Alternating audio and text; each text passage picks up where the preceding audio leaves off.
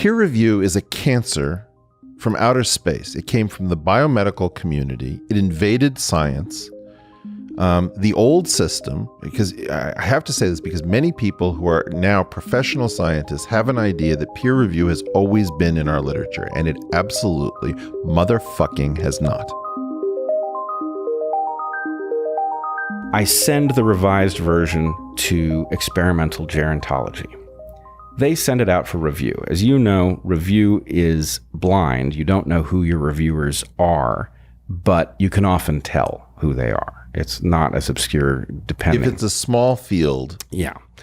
So they read the acknowledgments of my paper, which are now on alert about Carol. I have to thank her in the paper for the work she did, but I'm now on alert that she's gone strange on the subject matter of this paper.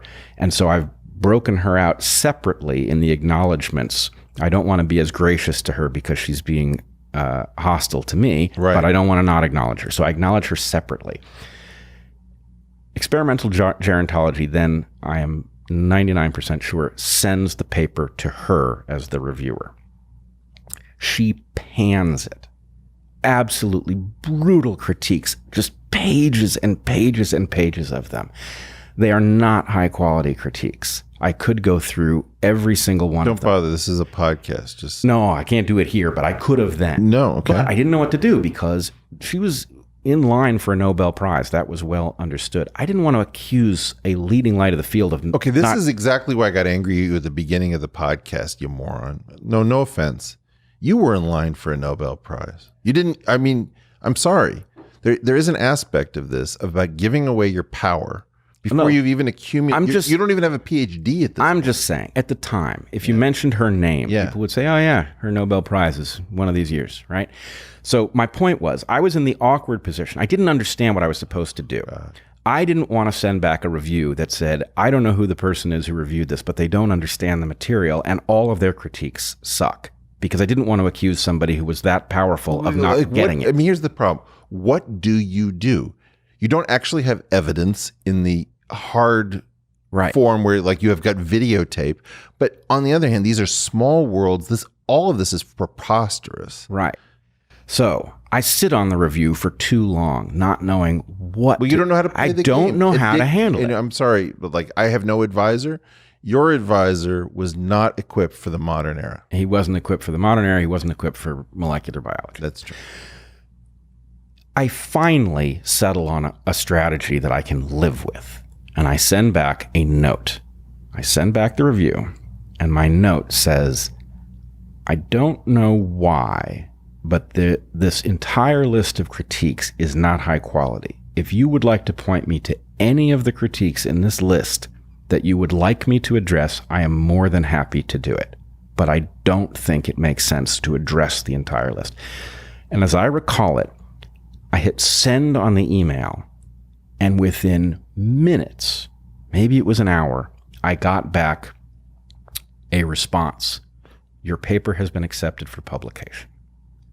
Which blew me away because it makes no sense according to regular protocols. Right. It makes no sense because clearly they're supposed to send it out for review. The reviewer's supposed to say whether it's supposed to get published. The reviewer said it shouldn't be published. I said I refuse to address these critiques unless you ask me to. The editors have overridden the reviewer. They understood the reviews were cruddy. They needed me to say that in order to justify the move that they wanted to make. They knew the paper was good and the review was crap. So they effectively overrode normal peer review.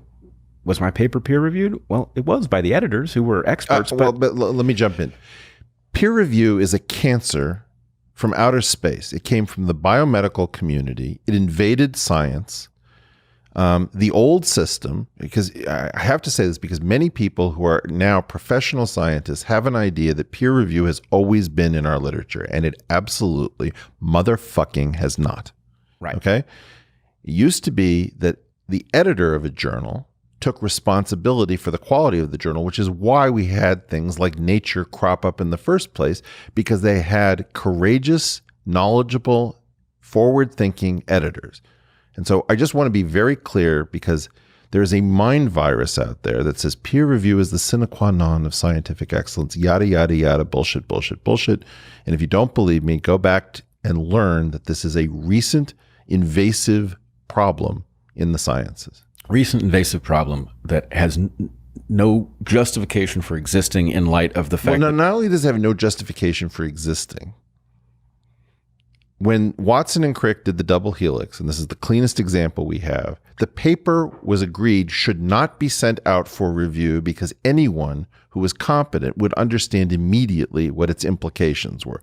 There are reasons that great work cannot be peer reviewed. Furthermore, you have entire fields that are existing now with electronic archives that are not peer reviewed. Peer review is not peer review. It sounds like peer review. It is peer-injunction. It is the ability for your peers to keep the world from learning about your work. Keep the world from learning about your work. Because peer review is what happens, real peer review is what happens after you've passed the bullshit thing called peer review. Yes.